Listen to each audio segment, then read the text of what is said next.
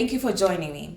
COVID-19 has impacted people in so many ways, especially those in the informal economy. In Kenya, for example, there are so many cases of families who are unable to take their children to school, to fend for themselves, and they're feeling very frustrated to the point of committing suicide. Poverty is one of the main drivers of mental health issues, and COVID-19 has exacerbated this over the past 2 years. This appeal is to highlight the plight of such people and to seek your support so as to bring them back to their feet. I want to bring your attention to a family that requires your help today. This family has been driven to the brink of self-destruction. Take a listen.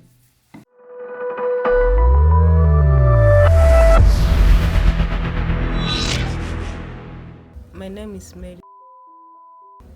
Is Prince Trevor and the girl is Faith. Oh, Sheila, it's a long story. I don't know where to start and where to finish. Or maybe I will just summarize. I got married at a tender age with my husband 2000, the year 2000, yes. And then the year 2001, I gave birth to my firstborn girl, here, Faith. And the 2004, I gave birth to the other girl. So everything was okay until 2007 when my husband started to get him to feel sick. He was really sick for a long time, 2 years. 2008, September 21st, he died. And that's when everything turned upside down. I didn't know. I thought maybe when somebody dies, people are there for you. But I was so surprised. Before even the funeral, where I was married, because I had 2 girls, they said I'm not fit to carry my husband because where I come from, KCB, if you don't have a baby boy, you are not a woman enough. Which I didn't know because my husband really loved my girls so much. Of course, I was a housewife. I didn't go to job. My husband was working then. He was the one who was providing for everything, even clothes, food, everything. To my surprise, when we went back home to bury my husband, I was treated like a stranger. I don't know why.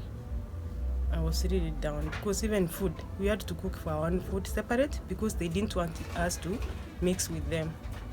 I came to realize later on that all they wanted is us to give up and go, so that they can take away our shamba and the house which my husband had built when he was okay. They took everything, even my inner wear, everything, literally everything. After the funeral, they took everything and chased us away, me and my 2 girls. I was very young, 20s, late 20s in fact. Now I'm 40, almost 45. You can imagine all those years because this girl was in class 1, the other girl was in baby care. Without job, Sheila, I didn't know where to go. I came back to Nairobi, only to find that they came back to Nairobi and they took everything from the house. It's only a friend who took me in, and I started from scratch. You see, I was not working, so I had to go around, wash clothes for the neighborhood there, and come back with anything small I get so that we can have food. This girl stayed at home for 2 years, not going to school. Okay. Yes, with outright. I had to work hard. I used to go out just to wash clothes for people, come back with food leftovers from the people where I wash clothes. They give me leftovers and small cash. I come and sustain my kids. It happened that the friend who took me in got retrenched and went home. So I was left in the street. I went to Kayole where I started life. I had a house of like 2,500. I was even not able to pay 2,500 out of the washing clothes, and the kids were going to school. So the chief was on my neck, go take the kids to school. I took the kids to school. I got another mother when my husband told me, bring the kids back to school, but anything small you get, you bring. That's how Faith and Albert went back to school. We went on like that. So life became so unbearable. I don't know why people reject people when you are down. My husband was a good man. He used to even house relatives. But I don't know whether it's me who is scarce or what. Anybody I could go for, any assistant went away.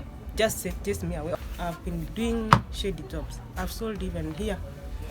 They know me. I sell even, I've sold, I don't want to tell you this, but forgive me. Even illicit alcohol, I sell even banking. I started now looking for men. This boy, I got it through another man. Sorry to tell you this because I didn't want Faith to hear, but it's okay. This man lied to me that he's going to marry me. You know, they took advantage. And me, now that I was told that I don't have a boy, I made sure I want to, denial. I had to make sure I get a boy. I went into another man and I got another boy who is 9 years. The dad took him away and he left us like that. I've really done bad things, Sheila. I'm here to confess in front of my daughter. But Faith, just forgive me, I've never told you this. So I have 3 kids. Faith is in university, out of washing clothes and even, I sleep with men to get even food to eat here. So Faith goes to school. Like now, she was supposed to go to school last Monday. She's here. Men here, they use you and tell you that they can provide. After a short while, they run away. Like now, today, we have not even eaten lunch. Neighbors just come in. Sometimes they give us food to eat. Sheila, my life is upside down. I don't know who I wronged. I just sorry to cry in front of you. I just don't know what to do. I've really done bad things to raise my kids. I want my life to change at least. These girls, if they get education, and I will stay with them. I don't want them to live the life I've lived. But my life was messed up because of the relatives of my husband. I realized I have nothing to do. I can't assist even my kids to go back to school. And I was here, every time the girls come sit here, tell me, Mom, tomorrow is school. I'm like, what do? I don't have money to give you. I don't have food to give you. What do? I just decided. There's a red way which is passing here. I think you have seen it. I've seen it. Me, I wanted to throw myself there so that the train which comes at 7 o'clock and 7 p.m. There's the one which comes from town to pass through me, so that I can leave the kids alone. I go because I've gone through a lot. But you say there's another guy who was behind me, and I think it's God. When I was just standing there, he came and pushed me because that was the day I could leave this world. I said, I think now it's my high time I go because there's nothing I'm offering to my kids. It's only shame people are talking about me. That's the day I think God didn't want me to go. The guy who was behind me pushed me. I fell the other side, and when I woke up, I sat down. I said, maybe God had asked other plans for me which I don't know. Let me just hold on a little bit.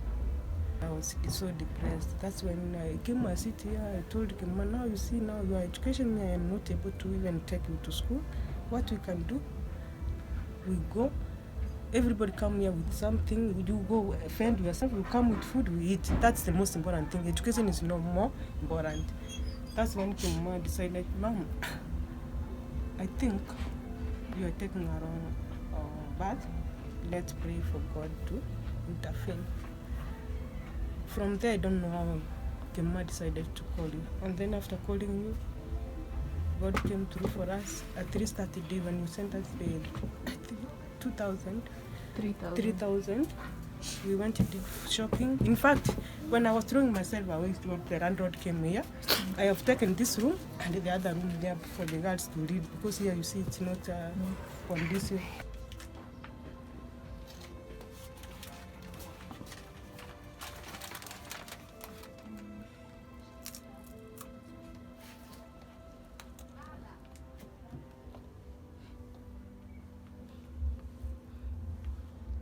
This is the bed, right? Yeah. So it's just a small space. All right. How much is this place? 6,000. I paid 3, the other one 3. Where they sleep. I sleep here with the boy. This one and the girl, they sleep the other side. So the landlord was here with the bad drugs, telling me to move away. So that's when I felt that now there's no need of me leaving. I should just kill myself because I'm here and the girls are like, we have a mother who can't sustain for even rent, food, education. It has been really hard. It has been really hard. Faith, can you tell me how all of this has affected you and you hearing your mom speak?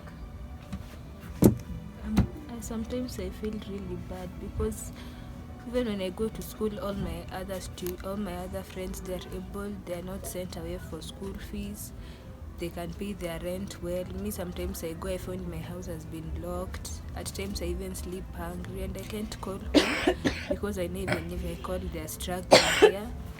So I just have to leave that. Or sometimes even people tell you to do bad things so that you can get money for food, but you just realize that is not the correct path. Sometimes you just cry yourself to sleep because there is no other way. You even think that God has forsaken you. It's really tough, but have you had to do anything for money because of the situation? Sometimes when I'm in school, like if I wash for my friends their clothes, the ones who come from well-off families, I just tell them, instead of you washing, let me wash for you. You can give me some money. But sometimes they make fun of you at times. You may pretend you not feel bad, but definitely when you go home, you're like, what wrong did I do that the others didn't do? That's why I'm passing through this. Okay. Thank you so much for sharing your story. But at least today you've gotten some food, right? Yeah. Let me just display the food. Oh, thank you. Thanks.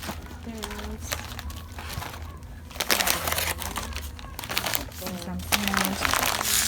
Now I bought a little because Faith is telling me that you guys don't have a refrigerator. Yeah, you don't have a refrigerator. Yeah, so that's why I only bought at least one thing of meat. And I know one of our donors, remember they gave you, how much did I give you when we bought the phone? 12,000. Let's see the phone. The phone, so at least you could be able to receive money. And how much did we send? 12,000. 12,000, okay. So we're going to send this to some of our partners and donors. And I am sure that they're going to send help. So I'm so glad that you could stay till the end. If you've been moved by this family story and you want to donate and help them out, we have so many ways that you can do that. We have MPESA for those countries who are in Kenya and those countries that accept MPESA. We have Cahsapp for the US and countries that accept Cahsapp. We have our bank details. We also have PayPal for those who want to use their debit and credit cards. My name is SheillaAkwara. For those that know my story, I battled against depression and suicidal issues for about 20 years. I overcame that, and now I'm helping other young people in doing the same. So if you're an individual or organization that wants to know more about the work that we do and you want to join hands with us, please contact us at hello@jengaafrica.com. The email once again is hello@jengaafrica.com. I look forward to hearing from you, and I look forward to updating you on this fundraising campaign and the project and how these families are faring on. Thank you so much once again. Until next time.